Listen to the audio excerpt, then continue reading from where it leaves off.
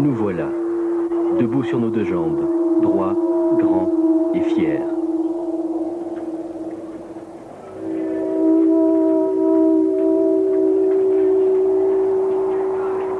Avons-nous tout simplement émergé de l'obscurité profonde du passé pour arriver à la clarté lumineuse de la conscience? Voyons-nous dans ces animaux une image de nos mères qui nous aurait donné la vie que nous chérissons?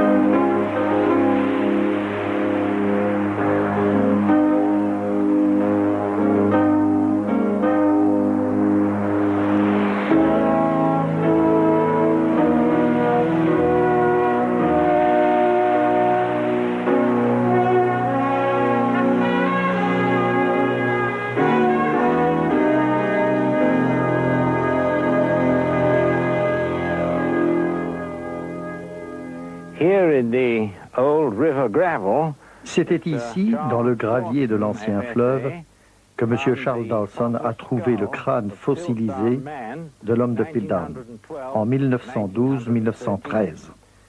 La question de son origine a toujours intéressé l'homme. L'homme moderne ressemble à l'homme d'autrefois à cet égard. Alors que ma petite fille était âgée d'1 ou 2 ans et qu'elle commençait à s'éveiller à la vie, sa première question fut « Papa, d'où suis-je venu ?» Comment répondriez-vous à cette question-là? Les matérialistes et les biologistes ont dit que l'homme s'est développé par évolution à partir des animaux. Et l'effort a surtout été orienté dans le sens de trouver les chaînons manquants entre les animaux et l'homme. Aujourd'hui, on parle moins de chaînons manquants, on parle plutôt d'ancêtres communs. Il fallait des preuves, bien sûr, pour soutenir et affermir la théorie de l'évolution.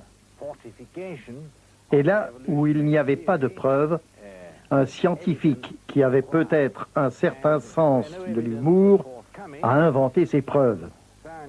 Ici, avec le crâne de Piltdown, vous pouvez voir comment ils ont inventé la preuve d'une étape intermédiaire entre l'homme et les singes.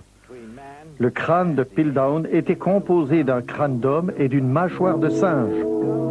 Cela a servi pendant 35 ans de soi-disant étape intermédiaire, jusqu'à ce que des personnes travaillant au British Museum découvrent que c'était une mâchoire de singe fixée sur un crâne humain et que c'était une supercherie.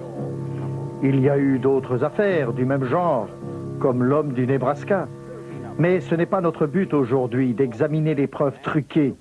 Ce que nous voulons faire aujourd'hui, c'est examiner les preuves et les cas qui sont généralement acceptés comme étant de vrais intermédiaires entre les animaux et les hommes.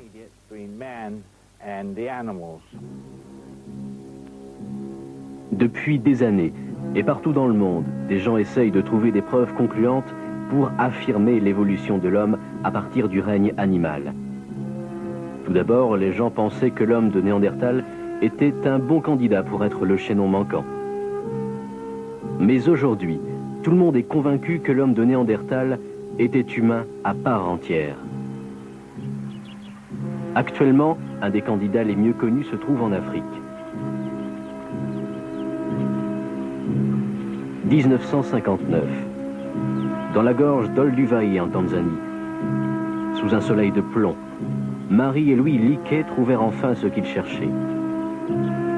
Depuis 28 ans, ils creusaient, cherchant des fossiles dans cette région, lorsqu'ils découvrirent les restes de ce qu'ils appelèrent Australopithèque. En 1974, plus au nord, en Afrique, Donald Johansson a trouvé les os d'un autre spécimen d'Australopithèque et lui a donné le nom de Lucie. Ces créatures sont appelées ancêtres de l'homme, pour la raison principale que l'on prétend qu'il y a des similitudes entre elles et les êtres humains en ce qui concerne les mâchoires et les dents. Dr. John Cuozzo, Un orthodontiste étudie ces affirmations depuis plusieurs années. Ces résultats ne sont pas très encourageants pour ceux qui cherchent les chaînons manquants. Ce que je vous montre ici est un étalage de mâchoires supérieures et inférieures. Les mâchoires inférieures sont dans la première rangée et les mâchoires supérieures sont dans la deuxième rangée. Les termes techniques sont les mandibules et les maxillaires supérieurs. Ce que j'essayais de démontrer, c'est l'étendue de la variabilité humaine. Cette étendue se mesure en prenant deux fils et en les alignant sur le haut des dents, pour ensuite pouvoir mesurer les angles ici en haut. Ensuite, on mesure cet angle, celui-ci s'avère être de 67 degrés. Nous suivons la courbure, et puis nous voyons à la fin du parcours des arcs pratiquement parallèles. Les deux rangées de dents sont parallèles. Ceci appartenait également à un être humain. Comme toute celle-ci, elle appartenait à l'un de mes patients. Cette petite fille présente un angle de 10 à 12 degrés entre les deux rangées de ses dents. En les comparant à la mâchoire inférieure de ce jeune chimpanzé, on voit qu'il y a beaucoup de similitudes. En regardant ceci donc, beaucoup de personnes ont essayé de dire que ces angles permettent d'identifier chaque espèce. Moi, je dis que l'étendue de variabilité est si large qu'il est très difficile d'extrapoler et de dire, à partir de la découverte d'une mâchoire supérieure ou inférieure, que voici une espèce bien précise.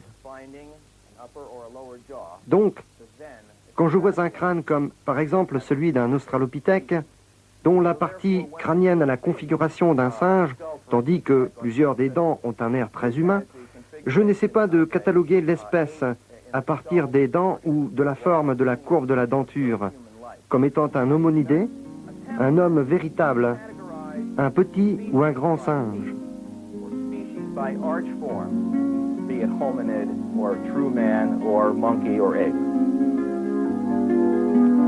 L'Australopithèque était-il un des ancêtres de l'homme moderne? Rendons-nous à Londres pour entendre ce que Malcolm Bowden, un expert en fossiles de soi-disant singes humains, peut nous dire à ce sujet. Un certain nombre de mesures ont été effectuées sur ces os d'Australopithèque et ont été comparées par ordinateur à celles des os de singes et d'Homo sapiens. Chaque fois, les dimensions sont avérées beaucoup plus proches de celles des singes que de celles des êtres humains.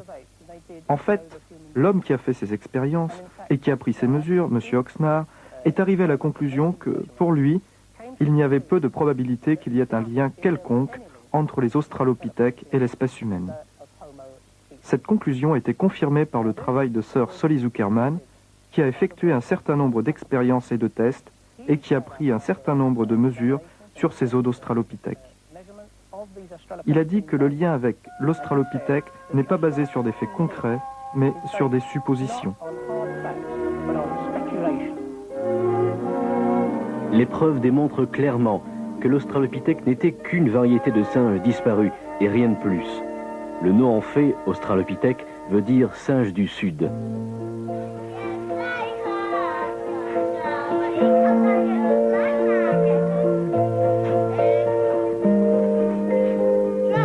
Des enfants jouent.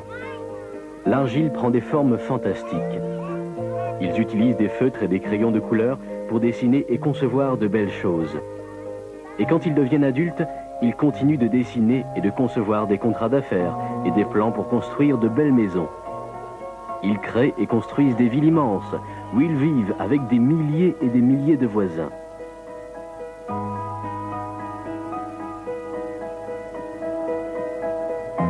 Leur génie technique n'a apparemment pas de limite. Ils peuvent même voler plus haut et plus vite que les oiseaux eux-mêmes.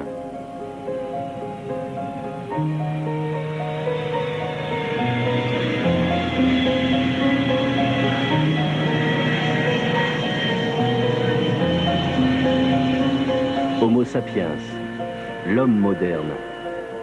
D'où vient-il?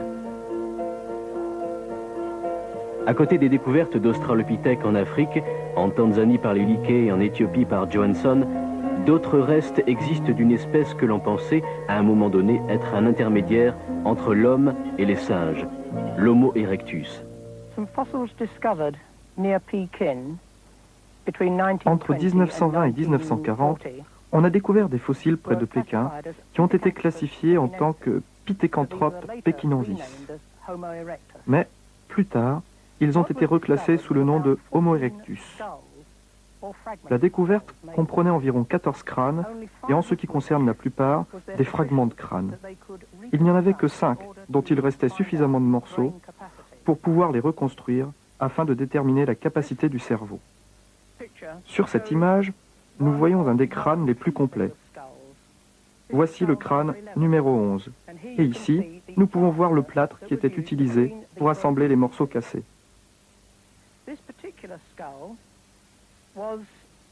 On a ajouté à ce crâne-ci quelques os provenant d'un visage trouvé quelques mètres plus loin. Le crâne était complètement reconstruit et cette mâchoire fut trouvée dans une partie des fouilles environ 28 mètres plus haut.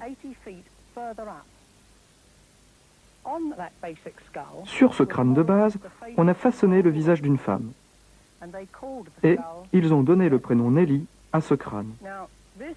Or, c'est cette image-ci et cette reconstitution-ci qui eurent une très grande diffusion médiatique. Mais je me demande combien de gens se rendent compte que tout avait été basé sur un crâne brisé en plusieurs endroits et reconstitué de cette façon. Non seulement on reconstitue les crânes en se basant sur quelques fragments d'os, mais les visages qui ressemblent plus ou moins à des visages humains sont le résultat de l'imagination d'un artiste. D'habitude, quand on donne à des artistes des os de singe, ils essayent d'en faire une reconstitution qui a l'air aussi humaine que possible, pour lui donner cet air particulier qui convient si bien aux idées que l'on a des étapes progressives de l'évolution. De la même manière, lorsqu'ils ont des os humains, ils ont souvent utilisé leur liberté d'expression artistique pour donner à la reconstitution un air aussi ressemblant que possible à un singe. Il est impossible de dire combien de cheveux ou de poils recouvrait une personne en regardant ses os. Même un crâne complet ne peut pas nous indiquer la forme exacte du nez, des yeux, des lèvres ou des oreilles.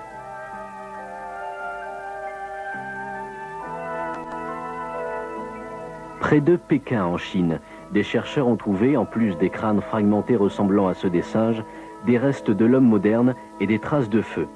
Qu'est-ce que cela signifie pour l'homme de Pékin ?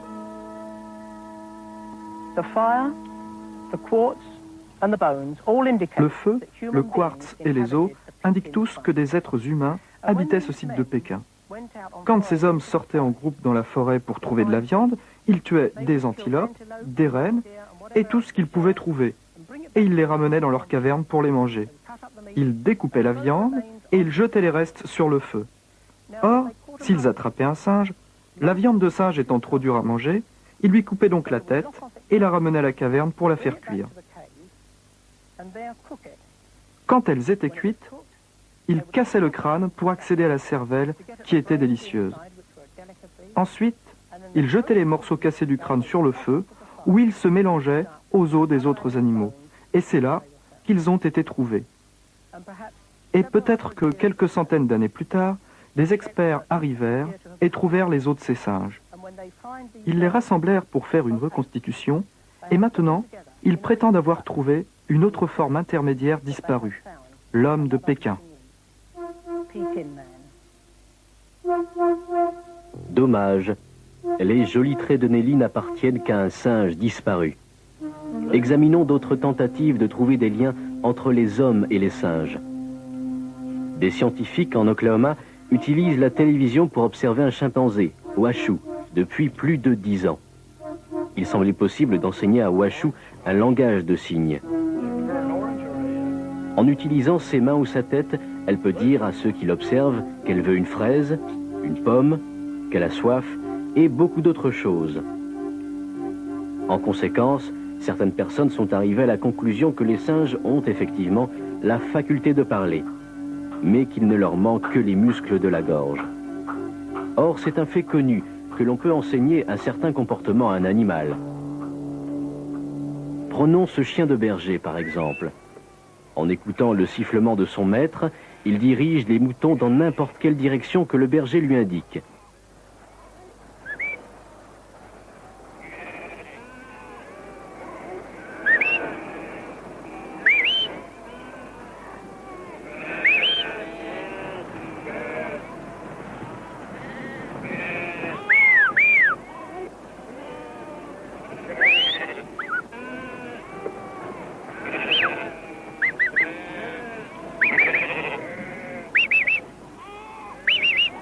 Mais est-ce que l'apprentissage d'une réaction à certains signes constitue une vraie indication de la capacité du cerveau pour la réflexion cohérente et pour la parole?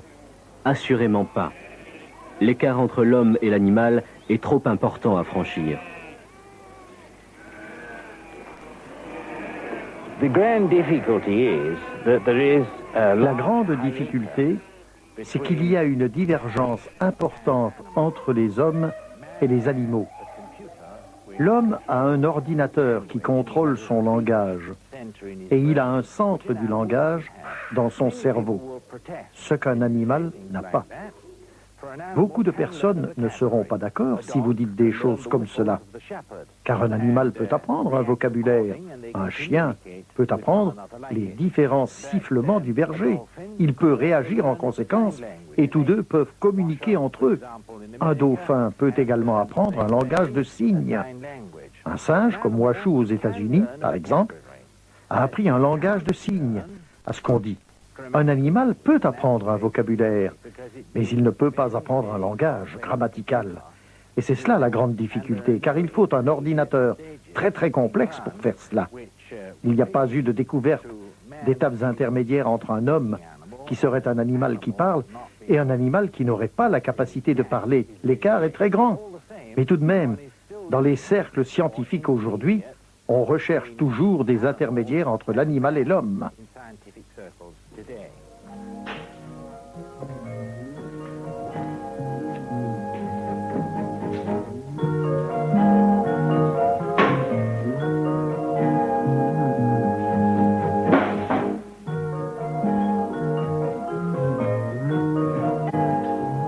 Dans un coffre-fort, dans les sous-sols profonds du Muséum d'histoire naturelle à Leiden, aux Pays-Bas, se trouve un trésor.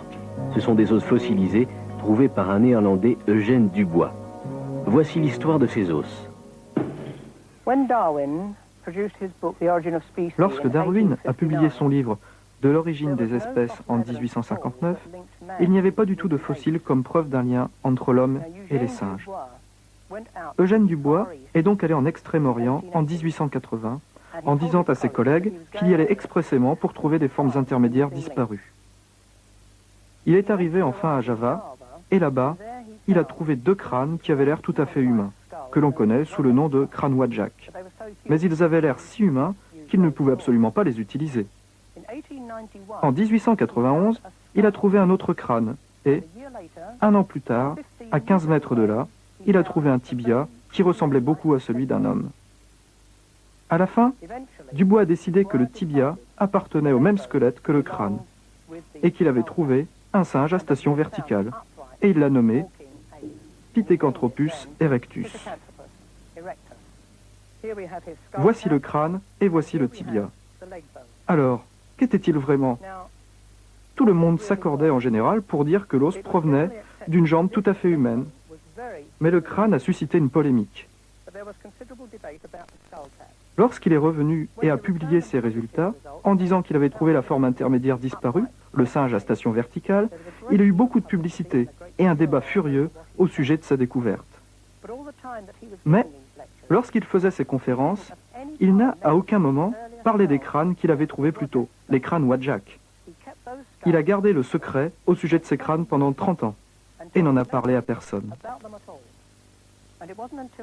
Ce ne fut qu'en 1920 qu'il a révélé au monde scientifique le fait qu'il les avait découverts. Ceci, bien sûr, a suscité une grande consternation, parce que s'il avait montré ces 2 crânes d'origine humaine évidente, en même temps qu'il avait montré son Java, personne n'aurait accepté que ces os provenaient d'un être moitié singe, moitié homme. En fait, il avait trouvé ces os humains en même temps, dans des couches géologiques de la même période.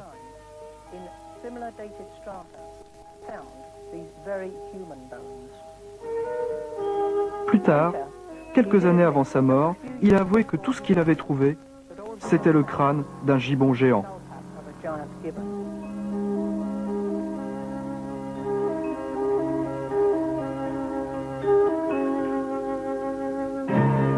Des fragments d'un gibbon géant disparu de Java, des restes d'un singe du sud, l'Australopithèque, trouvé en Afrique. La découverte de Johansson qui avait donné le nom de Lucie à son Australopithèque de l'Éthiopie. Ceci qui tiennent sur une seule table et d'autres découvertes du même genre, sont le résultat principal de nos recherches concernant les formes intermédiaires disparues dans l'évolution de l'homme.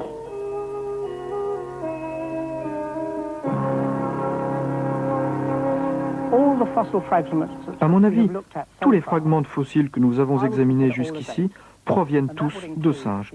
Et cela comprendrait les Australopithèques, l'homme de Pékin et l'homme de Java, qui sont actuellement classés sous le nom de Homo erectus, et les découvertes de Johansson en Éthiopie. Tous ne sont que des singes.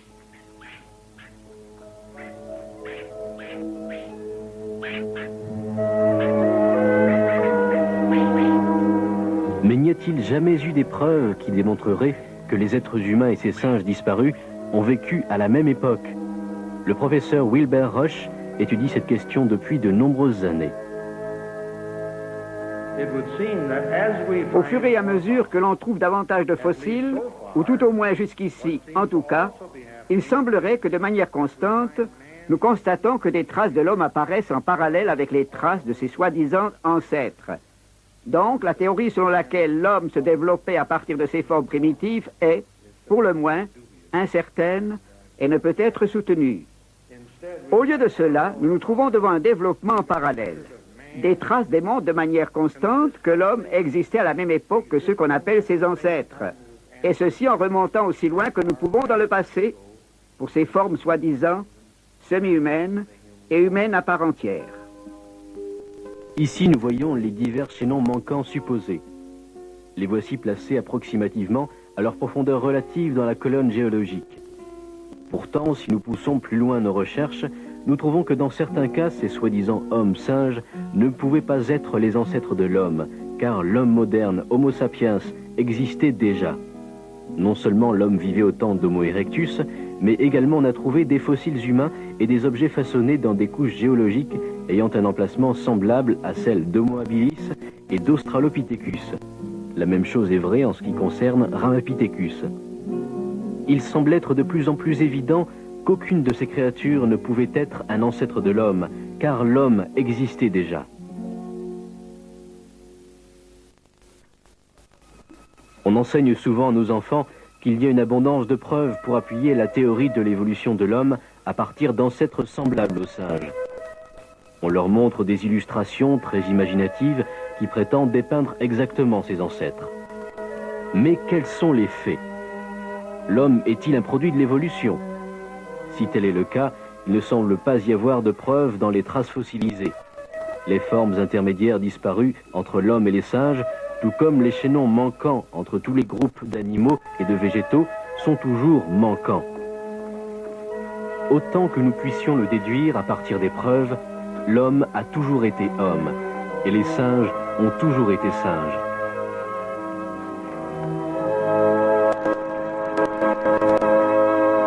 Comme ils n'ont pas réussi à trouver des preuves dans les fossiles pour soutenir une transition entre les singes et les hommes, les anthropologues se sont tournés vers un nouveau domaine de recherche qui se nomme la taxonomie moléculaire.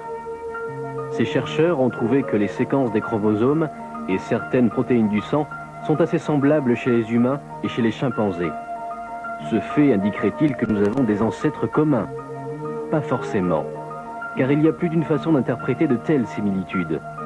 Il serait certainement logique qu'un créateur utilise des plans semblables pour créer des structures conçues pour servir à des fins semblables.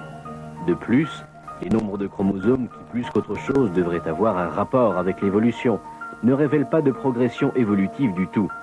Le nombre de chromosomes n'a pas de rapport avec une progression raisonnablement croissante selon l'ordre évolutif.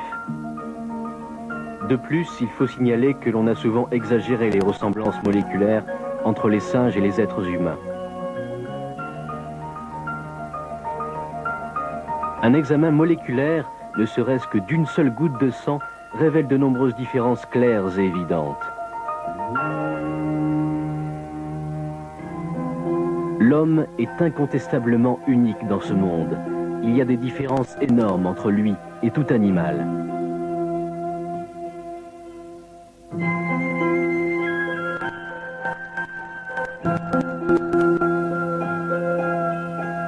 Homo sapiens, l'homme moderne, créé en tant qu'être parfait, descend lentement vers l'obscurité. Mais son caractère unique reste toujours évident. Cela se voit clairement, surtout dans son pouvoir créatif.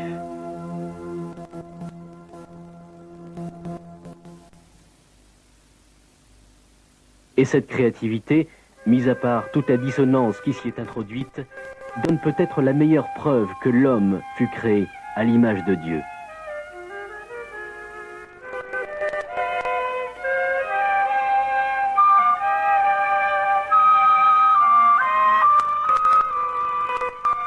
Entre l'homme et le singe, il y a certainement une ressemblance en ce qui concerne la forme. Mais cela ne veut pas forcément dire qu'ils sont apparentés de la même famille. Professeur Wilder Smith.